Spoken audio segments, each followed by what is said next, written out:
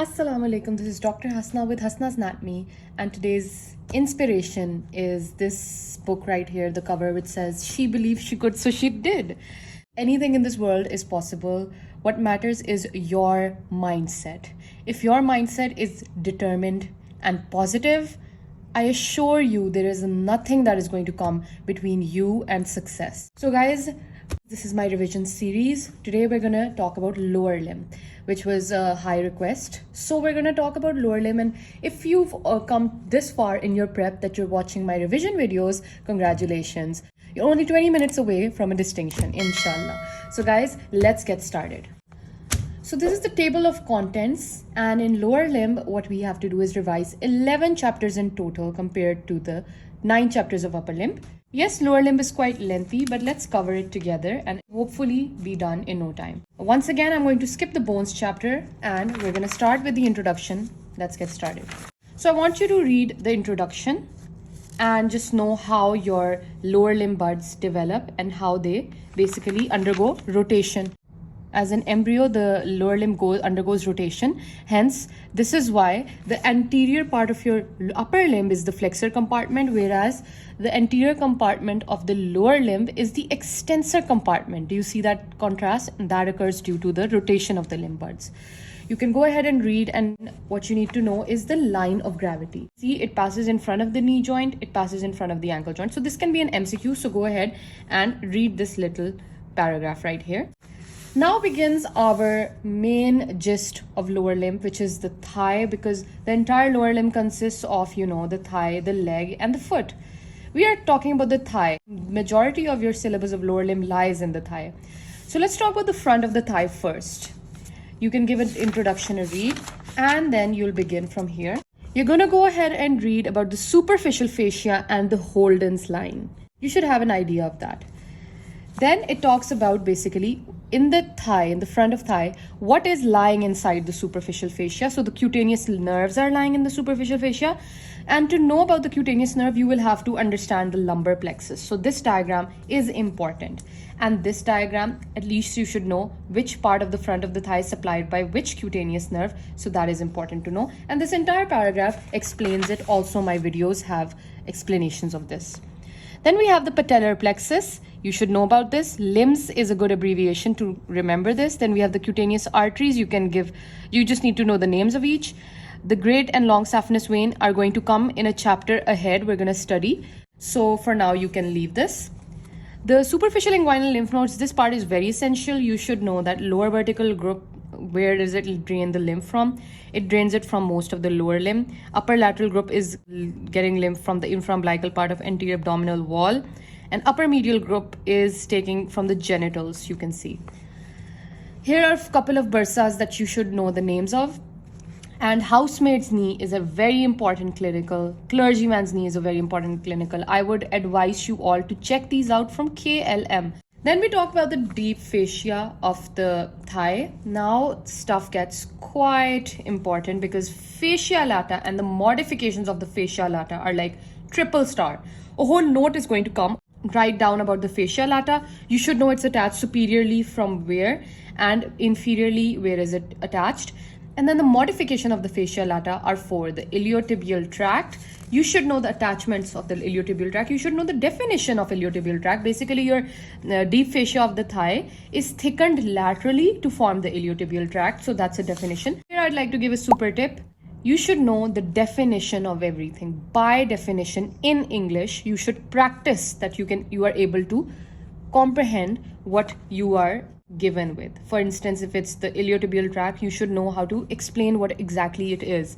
So it's not just good enough that you know what the iliotibial tract is in your mind. You should be able to speak about it, because in the viva, that is going to be super helpful. And the second modification is the saphenous opening. The third is the intermuscular septa. And there's a fourth modification that is not very clearly written over here. But if they ask, then you should know that the fourth modification is the cribriform fascia that is written right over here. So do not forget this part. So the intermuscular septa divide your entire thigh into a front compartment or the anterior compartment, a medial compartment, and a posterior compartment. Unlike the arm, we remember in an arm only an interior and posterior compartment was there.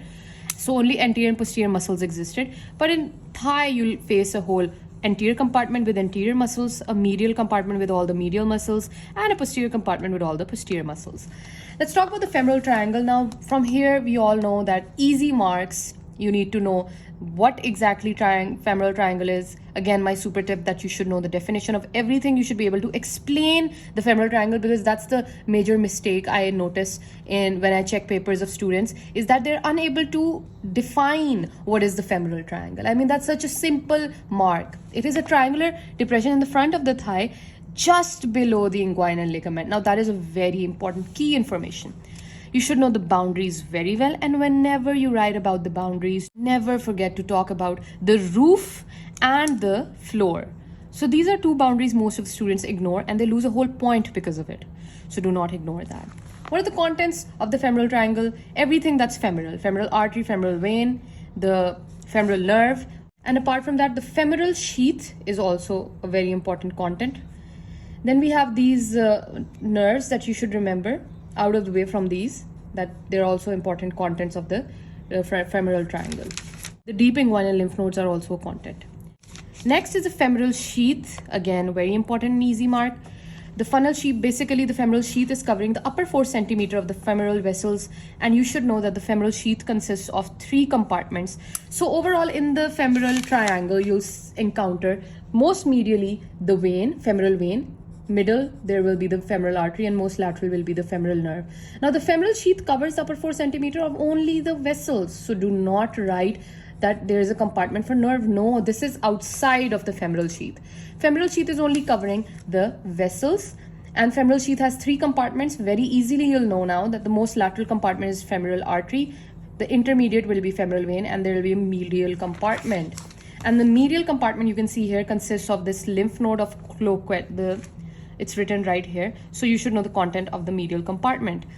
When we talk about the femoral sheaths, instantly we'll magnify, and there will be a whole definition of the femoral canal. So the most medial compartment of the femoral sheath is also known as the femoral canal, and the base of the femoral canal is known as the femoral ring. So all of these things are very important. Make sure you have good definition knowledge of this. You should be able to describe them. Then comes the femoral hernia. We all know that the femoral ring, basically the base of the femoral canal. Basically, the femoral ring is a site of potential weakness. Why? Because you can see here, this is the inguinal ligament and this is your abdomen, right? So any abdominal content can easily pass into this medial compartment because it's empty. Yes, it consists of lymph node, but it's tiny. So over here, there's a space the femoral ring allows for abdominal contents to get into the front of your thigh. So this is known as a hernia. So you should also know the definition of hernia. So this is what I'm saying, is that referring to my super tip again, you should know the definition of every little thing. That strengthens your knowledge till the end. And I assure you, you will be a genius if you start learning definition of everything from now on. So the coverings of hernia should be known, and you should know that how do surgeons fix the issue of a hernia whenever there's strangulation of this hernia, and they usually cut the lacunar ligament, and what complication occurs due to cutting the lacunar ligament. Due to abnormal obturator artery, life-threatening hemorrhage can take place. You know all of that. Moreover, you should know that the lateral cutaneous thigh nerve of the thigh, myalgia paresthetica, this is an important clinical. Make sure you look at that. The femoral artery, once again, another very important topic. Origin, course, relations I've already mentioned. You should just have a good read of them. You do not need to get into details or depth of it. Then comes the branches in the femoral triangle of the femoral artery. So these are all the branches of the femoral artery. They're talking about these branches. Profunda femoris artery is very important. Make sure you memorize all of this. You should know that it gives a medial circumflex, a lateral circumflex femoral, and 4 perforating artery, and itself it becomes the 4th perforating artery. And the clinicals of your femoral artery are super important. Do not avoid these. Psoas abscess is something you should check out from KLM. That is also important clinical. Pulsations of the femoral artery, where do you palpate them? What is coarctation of aorta? What does it cause? All of that. And what is the clinical significance of the femoral artery? Femoral vein, you can give a read to that because it's almost similar to the femoral artery. And femoral nerve. For femoral nerve, you should know its course, its origin, and its branches and distribution. Hilton's law over here is mentioned. You should have a good idea of that. Next are the muscles of the front of the thigh. So muscles of the front of the thigh, as usual, a good old table is good enough. I've made a video on the OSPI model of the thigh. I want you to go check that out, because for anatomy, visual knowledge comes before any theoretical knowledge. So it's very important you should be able to see what you're studying. First, you need to understand the model. You should know where everything is located, and then you learn them. Then you'll get the best concept out of anatomy. So go ahead and study these. So I'm going to make this very simple for you. 3 compartments of the thigh, right? So we have the front due to the septas, we have the medial, and we have the posterior. I'm going to simplify this for you so you remember a couple of things by default. The front of the thigh, all the muscles or most of the muscles will originate from the ilium of the hip bone. And the front of the thigh muscles will be supplied by the femoral nerve. The front of the thigh muscles will all cause extension of the knee. Why? I've already explained that the anterior compartment in case of lower limb is the extensor compartment. And what's interesting about the medial compartment is that all the muscles mostly originate from the pubic bone, which is the part of the hip bone, medial part of the hip bone. And all of them are supplied by the obturator nerve. And all of them are adductors. These are the common features for every compartment.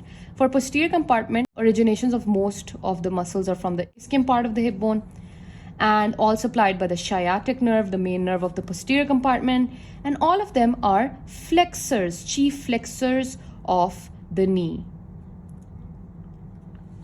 So if you remember this knowledge, then studying muscles will be a piece of cake for you, because all of them are supplied by femoral nerve. A few exceptions will be some muscles that are having dual nerve supply. Apart from that, most of them are all supplied by femoral nerve. All of them have other functions, but their chief function is the extension of knee joint.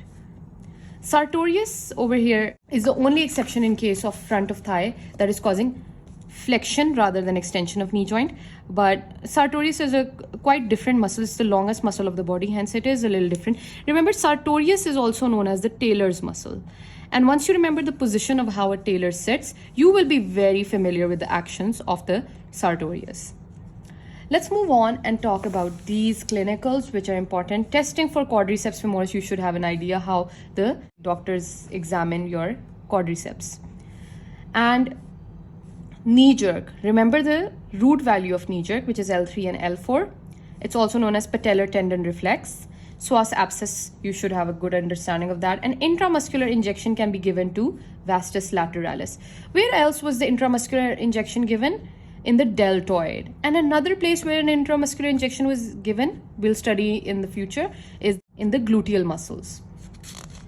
So now let's move on. We have the adductors canal here again. You should know the features of the adductor canal. Basically, when the femoral triangle ends, the adductor canal begins. All right. So the boundaries and the contents, the descending genicular artery, and that's enough for this chapter. You should also know how the arrangement of the various structures are in the adductor canal.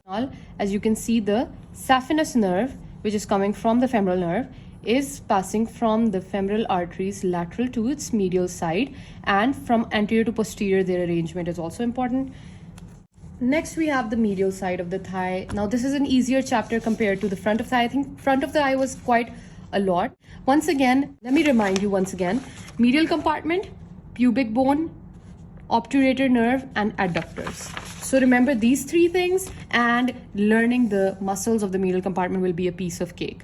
So here you can see mostly they're arising from the pubis bone. You can see from the pubis, and only adductor magnus you'll see a little bit of the ischium. Why? Because adductor magnus is quite a different muscle.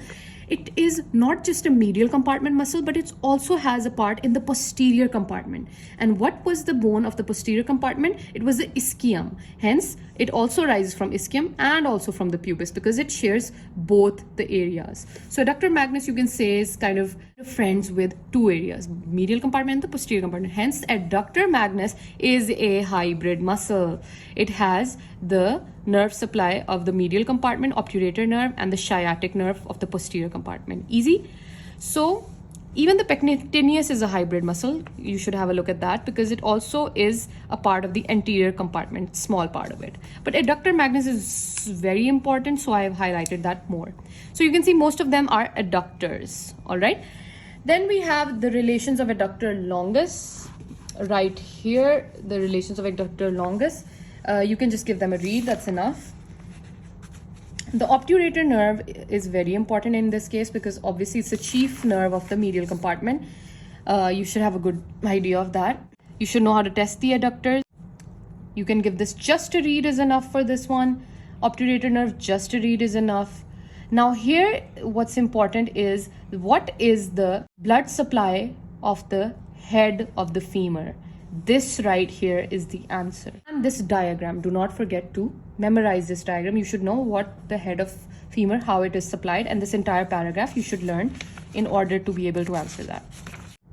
Here is an important clinical which talks about the fact that gracilis muscle can be used for transplantation.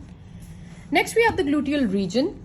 Now, the gluteal region is not the posterior compartment of the thigh, but it is the posterior part of the hip. So here you can give a good read to the introduction, and then we talk about the superficial and deep fascia. You should know these two diagrams are very important. You should know the nerve supply of 4 quadrants of the gluteal region. You should know the dermatome, or you can say the root values of each of the 4 regions. Then come the muscles of the gluteal region. Structures under cover of the gluteus maximus, do give that a read. You will understand better if you watch my thigh modeloscopy video, because gluteal region gets very confusing if you do not have a good visual idea of what's happening here, because there's a lot going on in the gluteal region. So you can just give these a read, and these muscles are very important. I know they look overwhelming, but I'm going to give you, let's say, a hint on how to memorize them easily. So see, the gluteus maximus, medius, and minimus are the main muscles, the major muscles. I want you to remember one thing. The inferior gluteal nerve, right now, memorize this, that the inferior gluteal nerve is committed to only one muscle forever and ever. Best friends forever. The inferior gluteal nerve loves the gluteus maximus. So gluteus maximus is committed to the inferior gluteal nerve. So what other nerve will be left? The superior gluteal nerve. So the superior gluteal nerve will supply the other medius and minimus muscles. All right. Then we have the piriformis muscle. If you see the thigh modeloscopy video, you'll see what exactly it looks like. Now here is the confusing part. There's a gemellus superior, a gemellus inferior, and an obturator internus, and a quadratus femoris. Their nerve supply gets difficult, so remember SO-IQ. SO means the superior and the obturator internus.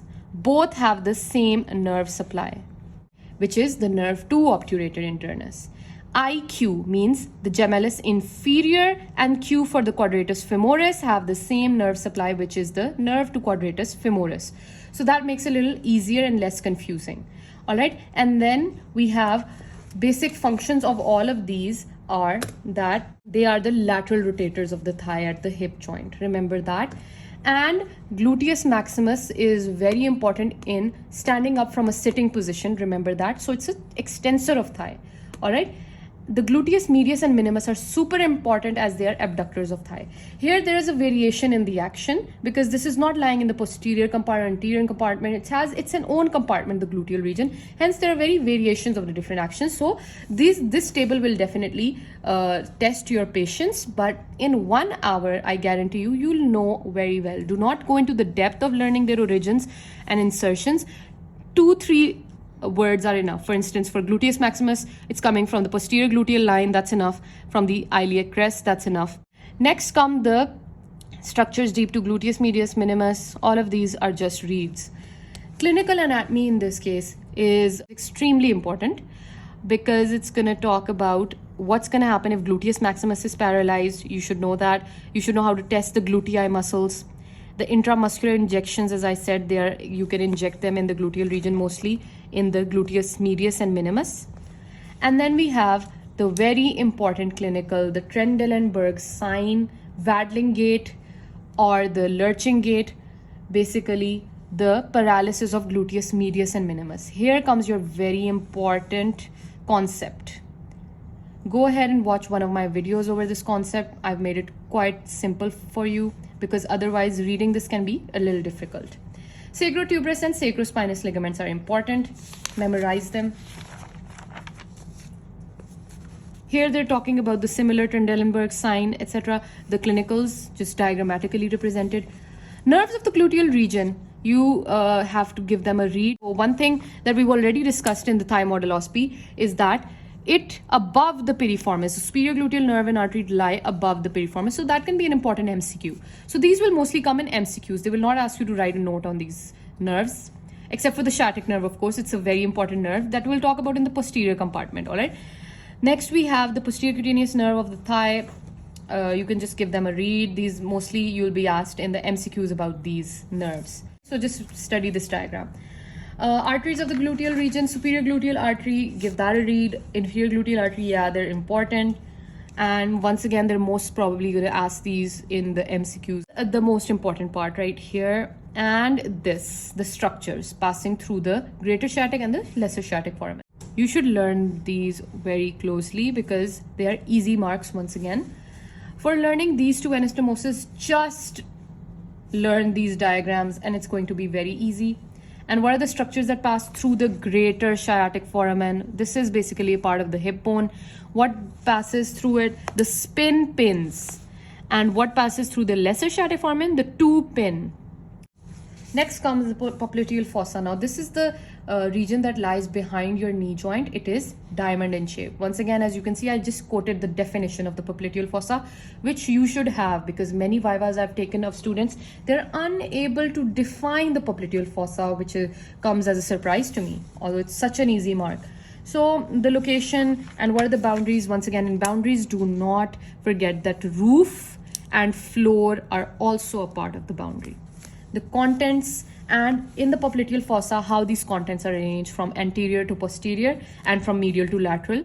All of that is written in this paragraph very well, and I'm sure you all already know. Then comes the popliteal artery. Super important. The origin, course, and termination relations can only be read, and then you should have a very good idea of the branches of the popliteal artery, and that is because these branches are mostly involved in the anastomosis around the knee joint. The clinicals, give the clinicals a read, and popliteal artery, how to palpate the popliteal artery is mentioned here. Look at that. Just read the popliteal vein. Reading is enough. It's almost similar to the popliteal artery. It just moves in the reverse direction. Then comes the tibial nerve. All right, the tibial nerve is very important because it's a branch of the sciatic nerve. The tibial and the common peroneal nerve are the two terminal branches of the sciatic nerve which begin in the popliteal fossa. So tibial nerve, super important. Go ahead and study the root value course, the branches, so important. And then we have the common peroneal nerve, super important, the root value course and branches. And what's important in common peroneal nerve that you'll never forget is the foot drop. Whenever the common peroneal nerve is injured, there's going to be foot drop. Just like in your upper limb, radial nerve caused wrist drop. In case of lower limb, common peroneal nerve injury caused foot drop. What happens if tibial nerve is damaged? You can go ahead and read those. But foot drop is the most important clinical. Apart from that, the popliteal lymph node getting enlarged is an important clinical.